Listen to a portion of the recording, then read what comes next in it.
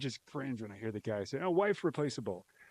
If that's the mindset that guy or some other people have, I would recommend they just take some time to first get that in order. Now, crazy people are going to be crazy. All right, we know that. But man, what a thing to say.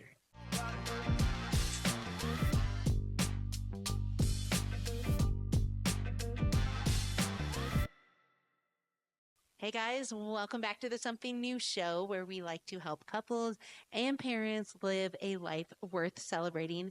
And I'm your host, Mindi Linscombe, along with my husband, Jordan Linscombe. Hey, everyone. We're glad to have you here. And we are here to talk about something very hot topic that we saw go viral online.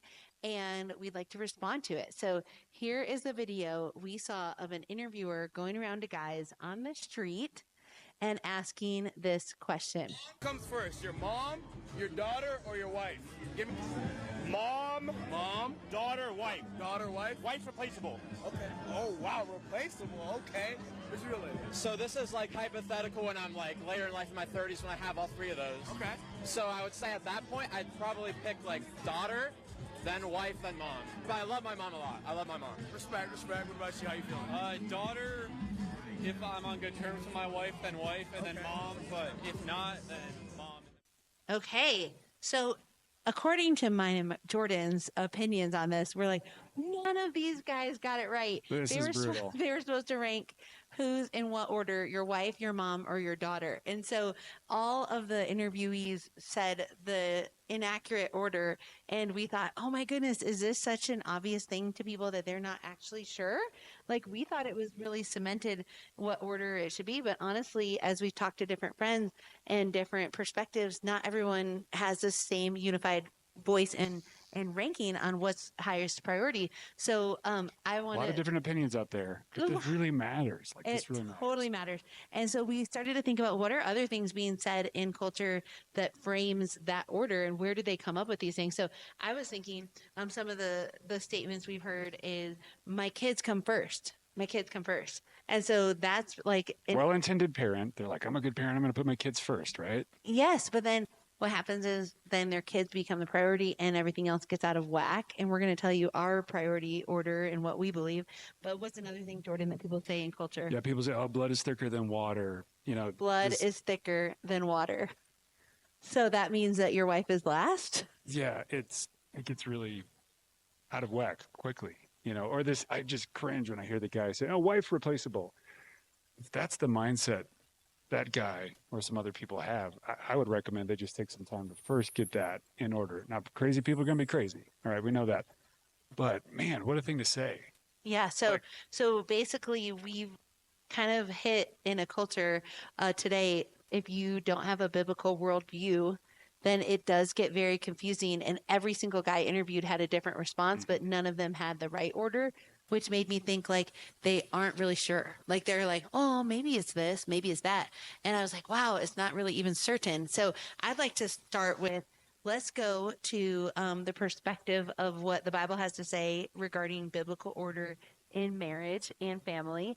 Because if we can start there, then we will be more confident in the right order. And then honestly, relationships thrive because you put it in the right order. So obviously, when you're growing up, you know, you're a kid or you're an adult and you're not married, your parents are your immediate family member. So you're underneath their covering. But then once you become an adult and you choose to get married, one of the things that it says in the Bible is that husbands leave their home and they cleave to their wife. And so that's just basically, you know, you've heard the, oh, leave and cleave. But what does it really mean? It means that like now we have started a new unit. Yeah, you're starting a new family unit. You chose to become one. And we were talking about this earlier today. Like marriage, covenant marriage is something that's bigger and deeper than just a promise. And what we did nearly 20 years ago was we made covenant commitment to each other as well as to God. And if folks are scared of this or this, like, you know, throws them off, like it's so worth it. Like to make a decision and a commitment that's beyond yourself, right? It's countercultural in a lot of ways today. But covenant commitment, and then you become one unit as a new family. So when we made the promise to become married, according to a biblical worldview, is basically now we are our own family unit and we have become one flesh. So it's never been an option for us. I mean, other than reasons that people could get a divorce for, and that's another whole nother day. But I'm just saying we have not said that that's an option. Our commitment is we're one flesh and we're not replacing each other if we get bored with one another or if we're unhappy or we feel like, oh, this is boring or whatever it might be. Now, there are reasons to get divorced. And in fact, we've even counseled people to get divorced before. But I'm saying in this situation, I hate hearing that guy in interview say, oh, well, the wife's replaceable. I'm like, oh my gosh, no, like I don't look at you as like somebody I can just replace next week. This is actually something I made a commitment to. We became one flesh and we are a unit, like we are a single unit. So when we make all of our decisions, the very first person in the family unit that you make decisions around or with should be your spouse. So that is the first of the mother-daughter wife chain. It is your wife. It is your wife. Once you get married, it's your wife because you're one unit and you've started a new family. And then now, who's second, Jordan? Yeah. So if you have kids and you're blessed with a daughter, your daughter becomes second. All right. And within that, you're looking first at your wife as your top priority in relationship, and then your daughter. We're super grateful. We were told our fourth was going to be another boy. From there, we got a pleasant surprise, long story short, that it was actually a girl. Then we realized how elated we were to have a baby and girl. honestly, it doesn't matter the gender of child. Yeah. We're just saying your child comes second. Yeah, as far as priority. And a lot of this is about decision-making. A lot of this is about things you prioritize with your affinities, your time, your attention. So yeah, bluntly, it's your daughter or your children. And let's talk about before we had kids. That was a big transition to go from spouses first and then our parents are second because we were used to making a lot of decisions with our parents. Mm-hmm. We had great relationship with our parents. We still do. And we were always, checking in with them or deferring to them when it came to life decisions. But then we had to realize, oh my goodness, like now this is a little bit more, we're paving the way for our family. We need to pray about our decisions and then refer back to them and say, hey, this is kind of an update on what we've decided. Then we added children to the mix and the children kind of took their place when it came to second and the parents bumped down to third. Mm-hmm. So it's like, okay, what do we want? So spouse, kids, because they're dependent on us for providing for them to live. And so children, and then the third was our parents because they are their own family unit now. And so we're just kind of referring back to them saying, hey, just so you know, this is what we decided to do. We love you guys. This is how it fits into what we can help with, what we can't, and really healthy boundaries. And so it's not like a power struggle at all because even our parents have that same frame of mind where it's like, oh yeah, you guys are your own family unit. Do what is best for your family. We're no longer a part of that decision-making process. Now, I can imagine people are probably listening saying, well, that's really cool that your parents believe that because maybe there's people who the grandparents level think they should still be very embedded into the decision-making. I'm going to challenge you that are listening to say, hey, take a step back, regroup with your spouse and say, hey, even though they want to be involved in ways that maybe are not their lane to be involved, like you and I need to come together and have unity around what we decided. And then we'll communicate back what we can and can't do when it comes to supporting the parents. And even when it comes to kids, I think a lot of times there can be some meshing of lanes where like people will overstep their boundaries and help with the kids in a different way. And we are there as their protector. Looking for the perfect vacation spot to disconnect from everything, put your feet in the softest sand, and enjoy a fresh, renovated 2-bedroom, 2.5-bath townhouse right on the beach in my favorite place in the world? Well, 30A is situated in the Panhandle of Florida, and I'd love for you to check out Something Blue 30A on Instagram and make it the perfect place for your next vacation. Okay, do you want to share any scripture about this just to kind of tell people where we're getting this? In the New Testament of the Bible, there's this 1 Timothy 5:4. It talks about honoring and respecting your parents. So that applies regardless of our age. What does modify and evolve is like the seasons of life, where if we are under their roof and domain and in their household, or hey, in our culture, let people move out, become young adults. But then once you get married, that's a transition where you still have to learn like new rhythms and new ways. Like how do you honor them as your mom and dad for your whole life? I want to speak to this as well. We did become, and we want couples to become their own unit. There's a ton of health and like healthy relational boundaries in that, right? For you becoming one and making your own decisions and being proactive. What we talk about a lot is the power of we. Like when we talk with our folks, when we talk with our kids, it's not like, hey, I this or I that, right? When you talk to your parents or I talk to mine, a lot of times we take the time to really talk things through and come back with a we decision. And just for those who are maybe younger in their marriage, that's a powerful thing, right? Where you come Yeah, back and say, because like, we we really, can be like, I could be the one at fault if you tell your parents, well, I think this, but Mindy thinks that, and or vice versa. If shaky I go, ground. yeah, if I go to my parents and say, well, I think this, but Jordan thinks that, it's not like we came together outside of the parents and we were still making decisions with the parents outside of our spouse.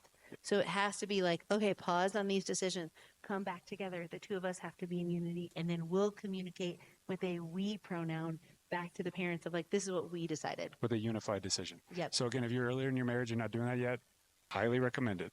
It takes time. It takes good communication amongst the spouses.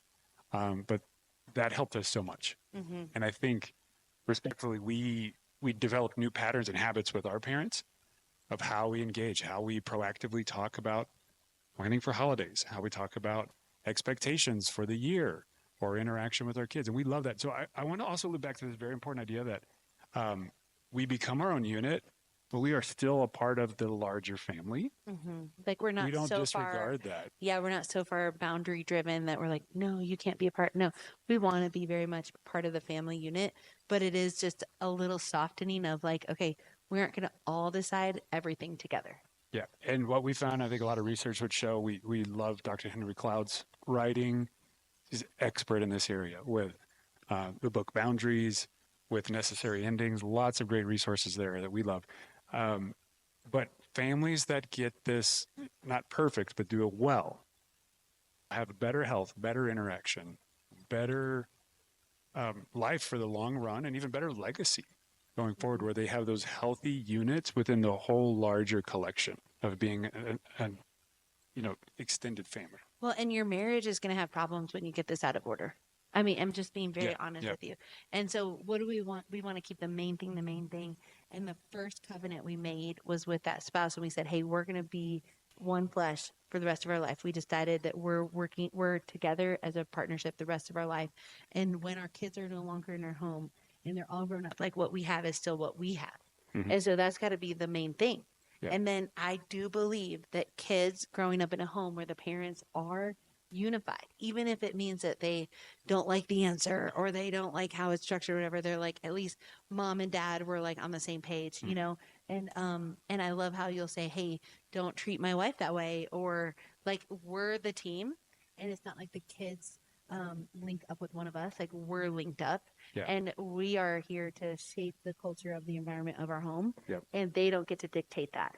And same with any outside force, not just our kids, but in-laws or friends or whatever. It's like we have to stay closer knitted as one, which provides then a good framework in the home for decision making. Because if you're not sure what to do about a holiday coming up or whatever, but okay, it's not really up to the kids, like we will take their feedback, but at the end of the day, it's me and you, and we got to live with that decision. This is our rodeo, right? Like we got to run it and run the race well, but they're going to be out of our home one day. And if we don't protect this really initial and most important relationship, that won't flourish either. Yeah.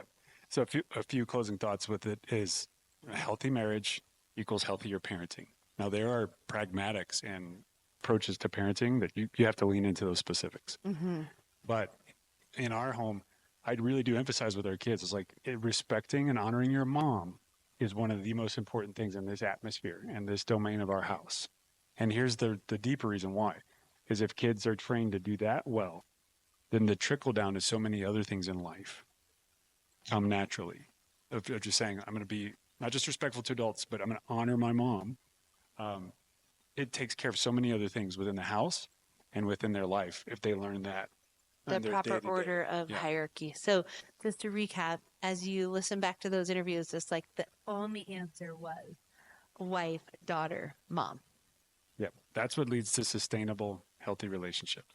Well, this was an awesome hot topic today. I want to hear your thoughts and how things are going in your household. And hey, Mindy, we have an easy downloadable for everybody to use on this topic here today, right? Yes, we have a downloadable for you guys that's going to be an assessment for you to check into how are you doing when it comes to what's in the right order in your home. And then based on those results, we're going to give you some great decision making tips on how to make decisions in the right order so that you have peace in your home. So thanks so much for joining us on this episode of the Something New Show. Please leave a comment on YouTube. Leave a rating and review if you're listening on audio, but we would love to hear your thoughts. What's working well for you in this area? What's something you want to improve on? And please pass this on to a friend or family member that you know that would find this content valuable. Thank you so much for watching. Cheers, and we'll see you next time.